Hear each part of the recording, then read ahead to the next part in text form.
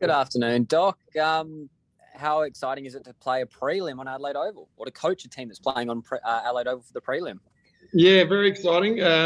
Obviously, there was a bit of conjecture as to where the game would be held, but being pushed back the week has probably freed up the venue. So, yeah, really happy to be out on Adelaide Oval, and yeah, it should be a great day. What's the difference from playing there compared to the parade? The dimensions are slightly different. Parade's a little narrower, length similar, but I think just anytime we can get on the best venues, let's do it. And the oval we train on is exactly the same dimensions as the Adelaide Oval, so that's pretty good preparation. So we're really excited and really happy that that's where the game's being held. Is it a bit of a pity that you can't play on Adelaide Oval more? Oh, I think it's the reality of the competition. The crowds are great, but they're not 50,000 at this stage. So I think it's the venues that we play on are appropriate and have got great atmosphere. But equally, where the opportunity presents to play on the the best venues in the country, then let's do it. So you as a coach, how do you plan having to plan now another extra week ahead for the prelim? Yeah, so that looked like it was a possibility last week. So last week we freshened them up, with the prospect of having to front up this weekend. But even by the end of the week, we were sort of planning for the game to be pushed. So this week's been good actually. We've had a chance to get some quality training in, which is a little bit unusual towards the back end of the season. Often you're in sort of maintenance and management sort of mode, but to have the group fresh going into this week has enabled us to train with a fair bit of intensity. Certainly Monday, and tonight's session will be similar. We'll have there'll be a bit of go about it. So to get that opportunity late in a season is, as I say, a little bit unique. So we've made the most of it. How is the squad looking? Is there any particular players that would have perhaps missed if the game was this weekend or the previous weekend, but now are a chance of playing next weekend? No, we're pretty healthy. Our only two misses obviously will be the two players out through suspension. So the extra week didn't help them, which is unfortunate. But from an injury point of view, we're pretty good. Beautiful, thank you. Okay, Liz from The Advertiser, please. Yeah, thanks, Danny. Hi, Doc. I suppose just on the back of, your injuries, who do you think are the front runners who are emerging to replace Eloise Jones, do you think? Yeah, well, we made some pretty significant change going into round 10. We had 6 changes in that game. And so a number of the players that didn't play that week, there was a combination of reasons, but a little bit of it was about just bringing in freshness for that round 10 match. But a number of the players who didn't play have had outstanding seasons and went back and played really good footy in the SANFL. So, I think we've got, many options to choose from on that front. So we're really fortunate. But clearly, obviously Eloise has had an outstanding season, so it would have been nice for her to be able to play at prelim. If I'm honest, I'm still disappointed by the decision, but we respect the process and we played that out. So we get ready to go. What about someone like Dana Cox? How's she looking? Would she be a possibility for coming in, do you think? She's obviously got that finals experience. Yeah, that's right. So it's vast experience in finals, grand finals, and she's played 3 games back now, I think.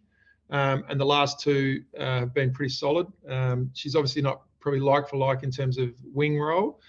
She'd play more small defender, but that's obviously an option in terms of just shuffling and creating the wing from there. Would you prefer to be bringing in a like for like then? Not particularly, no. I think it's just a matter of looking at the balance of the squad and also what Fremantle put on show. Obviously, their performance on the weekend was really impressive. The game we had against them over in Perth was perhaps not totally reflective. There was, they had a couple of significant outs that day. So, their form's really strong over the last fortnight after a bit of a dip, obviously with one of those games being heavily COVID affected. But we'll assess Fremantle and we'll assess what we need and sort of balance it up that way. Speaking of Freo, they sort of are a pretty quick side, pretty fit, love running. They'll probably love playing on a big ground like Adelaide Oval. But you guys probably will too. Am I right? No, that's right. I think it'll be a cracking game. We play, as I said, we played over in at Freo Oval, which is actually even bigger, earlier in the season, and particularly the first half was just really open game. Both teams are transitioning the ball, to the open side and moving it really well. There wasn't a lot of scoring in that first half, but it was actually really high quality footy. And then we were able to get on top a bit in the second half, but they're defensively they're strong. So even though we had a fair bit of the ball in the second half, we weren't able to get away by too much. But it should be a great game, and I think the venue will add to that. Just the last one from me, if I can also just ask you about a specific player, in Caitlin Gould. What difference do you think she's made to the Crows this year? Yeah, well, she played a good chunk of footy last year as well. So, but her form's been really strong. Clearly, she's rucked quite a bit, but she's also had an impact when she's gone forward. I think some of her aerial this year has been outstanding. She's taken a number of really strong contested marks. Sometimes the vision hasn't helped her, so she hasn't. I don't think she's won the mark of the week this year, but she's taken some crackers. So that aerial presence, her ability to play ruck and forward, just gives us some flexibility, and she's been an important cog. Has she had to work hard to sort of improve that side of her game? Yeah, well, she naturally jumps at the ball really well. She's not played a lot of footy. We drafted her off the back of about 3 or 4 SANFL games, I think. But she came from a volleyball background, played about a half a season at local level, and then stepped into the back end of a season for Glenelg. And we just saw lots of elements which we thought would translate really well at the next level up. And it's taken her a couple of years to fulfill some of that promise, and she's still very much a developing player, but she's starting to make her mark at the level. Thanks, Doc. No worries. Corey, I think, from Channel 9.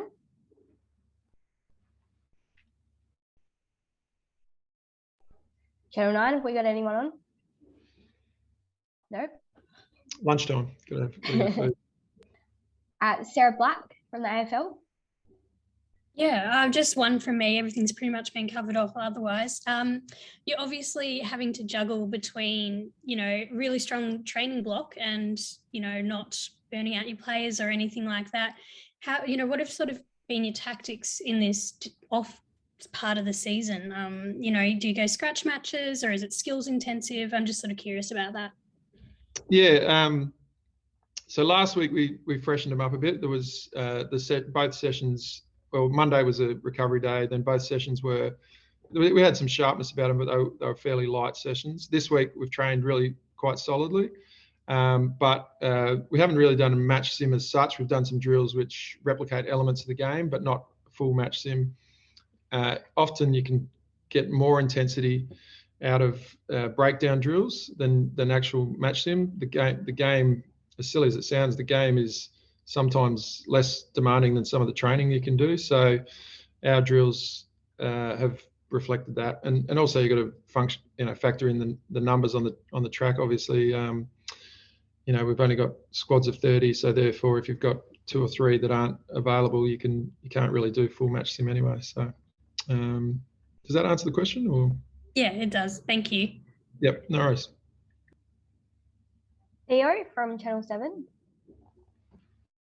Thanks, Danny. Hi, Doc. I know we've touched on the Adelaide Oval and the venue. It won't make a great deal of difference, but I was just curious, does it change anything tactically for you in terms of where you'd like to move the ball and different access to your forward line given the space? Not significantly, mate. No. Norwood is a little bit more, is a little tighter, but we've obviously played it on a number of venues right around the country. And so, we don't really have a specific game plan for each venue. We have a game plan that we go in with, and there might be minor tweaks that you're conscious of on a smaller ground or a bigger ground. But I think you have to build a model that holds up wherever you play, really. Fair enough. Again, as well, it's been a long build up to a prelim, and your girls and yourself are fully experienced in what it takes to win finals. Again, is there is there a need to tell the players this is the moment, or do they identify that now the crucial time and they're ready to step up things, or do you sort of just give them a reminder that, righto, time to go to another level again? No, I reckon they've got a rough idea it's a big game. I don't ever see the need to really emphasise that a final is a final. It's kind of self-evident, and I think if anything, you're just highlighting the fact that while it is a big game, there's also a normality about the fact that it is just another game. So you need to do all the things that you've done previously. The stakes are higher, but you can't try any harder than giving your best. So that's kind of where it lands. So we'll prepare really well and make sure we're ready to roll. But no, I don't highlight the fact that this game is the last one of the season if you lose. Or is there a need to do the opposite then? Is there a conversation to be had where, trust what you've done, stick to your process and stay calm? Does that come naturally to most players? Yeah, I think that's a week-to-week conversation, really. Because the reality is every game is a big game. We've had a pretty challenging draw throughout the season. So there hasn't been a week where it's felt, oh yeah, we'll win this. Like every game has been really hard, and even in game, I don't think we've ever had margins where we've sort of been able to sort of feel comfortable at any point. So the preparation should be as it has been throughout, insofar as you should be preparing to play your best footy. And clearly, the fact that it's a final highlights that fact. But if anything, I guess it just means you maybe don't have to emphasise it as much. If you win this week, is there any plans to hire out a remote property in the middle of nowhere so no one gets COVID leading into the grand final? Yeah. Oh, gosh. Yeah. Well, that's something I think all clubs are probably experiencing, that mild anxiety. I'm no different. I'm slightly COVID paranoid throughout this whole season, which is not much fun, to be honest. It's been that's been probably one of the more challenging parts of this season, is just that sense of, oh gosh, I hope none of our players miss. I hope I don't miss. I missed a week at Christmas and I felt grumpy. So let's hope not. Lastly, mate, Ash Woodland's been amazing up forward. Could you just share a few thoughts on the difference she's made, leading goal kicker, I think 19 goals from memory in the regular season, and she's just been a beacon up forward for you. Just what difference has she made? No, I think it's obviously clearly a great story in terms of her coming back to our team last year, having a year over in Melbourne, played probably more as a defender over there. And just that ability to go back to the SANFL, to work super hard to get her fitness level to a level where she could play at AFLW, and then not only that, take it again last year to now where she's just a constant presence for us up forward. So really significant in what we've been able to do. She obviously came out of the blocks and kicked 4 in the first 2 weeks. But then since then, it's just that consistency of contest. So I can't remember which game it was, but there was one game she didn't kick any goals, but her contest was at a really high level, and I think Erin might have bobbed up and kicked 3. So we're just wrapped with what she's been able to do, and we also understand that it might not be her day in terms of kicking the goals, but as long as she's really consistent with what she brings in terms of contest pressure, the likelihood is that someone will benefit from that work. Beauty. Thanks, Doc. Thanks, Danny. Sarah Wildy. Thanks, Danny. Hi, Doc. You mentioned the prep for Freo. You've had an extra week with it, but I've spoken to a lot of players throughout the season about focusing really on yourselves this year. Whether you've focused on Oppo or yourselves this week, how do you avoid overthinking it for the next week? Because you've got a whole nother week before you play them. Yeah, that's a good question. It's basically we'll cover around about the same amount of content in terms of our awareness of our opponent. But there's a threshold there where you can go overs on that. So we'll probably drip feed a little bit of it in this week, but then predominantly stick to what we've done throughout the season, which is to touch off on our opponent early in the week, and then as the week progresses, narrow the focus back to what it is that we're hoping to achieve. But yeah, you're right. There is that opportunity to go overs. As I say, in the end, we'll just cover exactly the same amount as we would if we'd have had 1 week to prepare. Yeah, and keeping the players focused and not overthinking it as well. How do you speak to the players about that? And I mean, 1 week to lose sleep over a final, but this is 2 weeks. How do you make sure that they're feeling good about it and not overthinking it themselves? Yeah, well, I think it's natural to have, to be excited and to be thinking about the game. It's going to be part of. It'd be not human if you weren't giving it some thought. I think ultimately having an understanding of what helps you play really well, and when you do get into that mode of starting to think about the footy, think about those 3 or 4 things which are important for you. And once you've thought of them, then go, all right, well, I guess I've covered that. There's not much point continuing to think about those same 3 or 4 things. It's time to move on with walking the dog or making dinner, something else. Yeah, great. Thanks so much. No worries. Danny Brown. Hey, Doc, how you going? Yeah, well. That's good. Sorry if these have been asked. I jumped in a little bit late. But what will be the biggest challenge facing Freo for you guys? Yeah, it's going to be a significant challenge. They're a really good team. As I said, they had probably we beat them, but they had Bowers, Cuthbertson out, and then they had just a suite of players out when Melbourne knocked them over. But they've been really solid throughout the season. They've got a lot of threats. Their forward line is potent. Their midfield is dynamic, and probably the addition of Cuthbertson back into their defence makes that a really solid line as well. It was already strong, but that enhances it. So we're expecting this to be the hardest game of the year, and we're really looking forward to that challenge. But in terms of specific threats from our opponents, unfortunately, it's all 3 lines. They're strong in all areas. So we're going to have our work cut out, but it makes for an exciting game. It should be a cracker. I'd envisage it going down to the wire. I think it'll be a 4th quarter outcome one way or the other, and so those, as hard as it is on coaches and their hearts, those are the games you want to be part of. You want to be part of those great games where you don't know which way it's going to break, but you want to give yourself an opportunity to be part of those games. And on the flip side, where do you think your strengths lie against Freo? I guess the reason we feel confident that it will be a great game is that Wildwell's highlighted the fact that they're well balanced across the field. We try to make sure that that's the same for us. We try to not be reliant on a particular line to get it done. So, but the midfield battle in any game is really critical because it obviously swings field position in your favour if you're able to get on top through there. So clearly that's going to be a big part of it. But then equally, if we provide our forward line with enough opportunity, we feel that we'll be able to kick a score. And if we restrict their forwards, we feel our defenders will be able to hold up as well. But to be honest, I think we'll win, but I can't tell you with any great certainty what the outcome will be because it shapes as a really close tussle. So it's good to be confident, but there's no way we're overconfident going into this one. Sure. And you've obviously been in finals every year, and it's been a staple of the Crows' history in AFLW. Is there a different feeling coming into finals this year?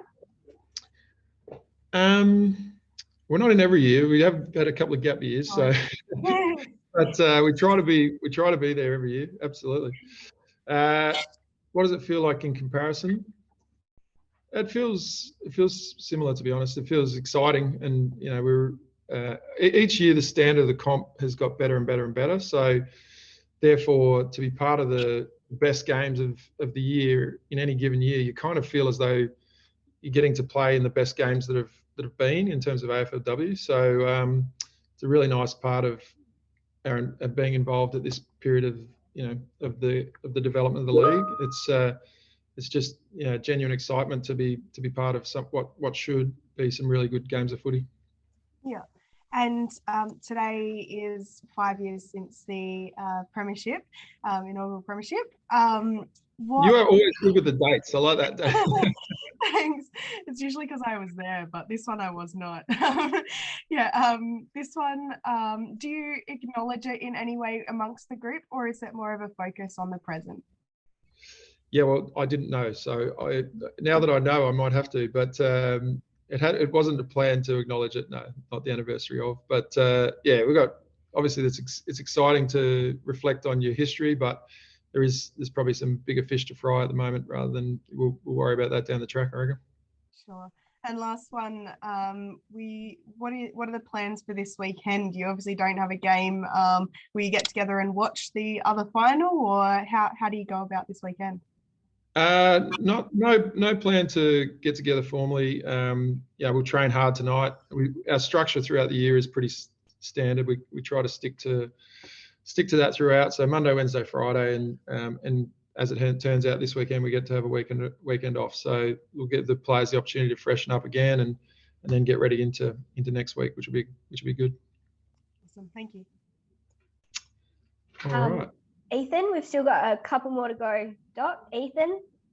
Thank you. Ethan Lee Chalk here from the Inner Sanctum. Did you take anything in particular from Fremantle's game against North last week?